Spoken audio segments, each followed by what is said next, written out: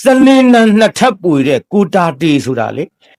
တာတေဆိုတော့တထဒရဏစနေကိုဗျသူကစနေနနှစ်ထပ်ပွေတဲ့ကိုတာတေတဲ့မန္တလေးကနေပြီးတော့သားတွေမယားတွေနဲ့သခိုင်းကိုဖျားဘူးသွား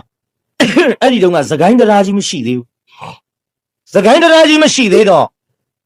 ဥတာတေသခိုင်းသွားပြီးတော့ဖျားဖူးရင်းနဲ့ချောင်းတစ်ချောင်းရောက်တော့ဆရာတော်ကြီးထံဟာသူတော်ကောင်းတွေပျော်မွေ့တဲပျော်မွေ့စရာကောင်း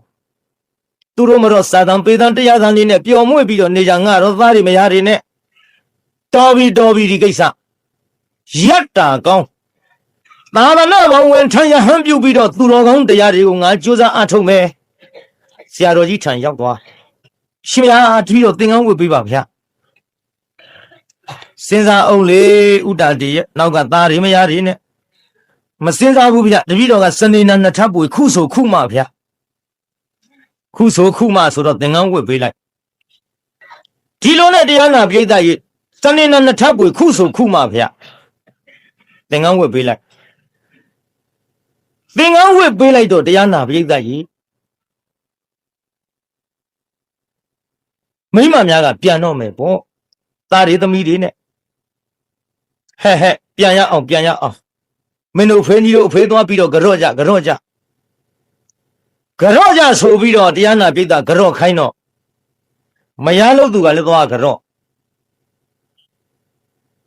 ဥတာတေအလေဦးစင်းကြီးဖေကျမတို့တပည့်တော်တို့ပြန်တော့မယ်စကားပြောဒီလိုပဲလေးမဖြောက်တတ်ဘူးမင်းတို့မင်းကြီးလက်ထက်ကကြီးမှာပေါ့ဘုန်းကြီးလူတွေတင်နဲ့အပြိုတော်တွေနဲ့ရဘုန်းကြီးလူတွေကဘုန်းကြီးသုံးအပြိုတော်ကထီသုံးနန်းသုံးခင်ဗျားတို့လို့ဆိုမောင်းတော်ဖျားဘယ်သုံးလိမ့်ထမင်းစားကြစို့ပေါ့ထမင်းစားကန်ဒီဟိုကတော့မဟုတ်ဘူးထီသုံးနန်းသုံးနဲ့မောင်းတော်ဖျားပွဲတော်တဲကြစို့ဘုန်းကြီးလူတွေကဖုံးပေးနေလည်းဗျာသူဟာနဲ့သူတော့တဲ့ဟဲ့လို့ပေါ့ခင်ဗျားတို့လို့ဆိုရိုးအိတ်ကြစို့ဘောဗျာဟိုကမဟုတ်ဘူးမောင်တော်ဗျာစက်တော့ခေါ်ကြစို့ဘုန်းကြီးလူတွေကကြိမ်နေဗျာဇာတိမဖြောက်တာလေဘုန်းကြီးလူတွေများနွားမောင်းတာကစားဤနွားထိုနွားမအောင်လိုက်တာမဟုတ်ဘူးဆိုတော့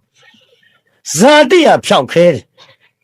အခုပြောနေကြစကားတွေမပြောက်ဘူးရောင်လို့ပါဗျာတပည့်တော်မတို့ပြန်တော့မယ်ဗျာဆိုပြီးတော့သားတွေသမီးတွေ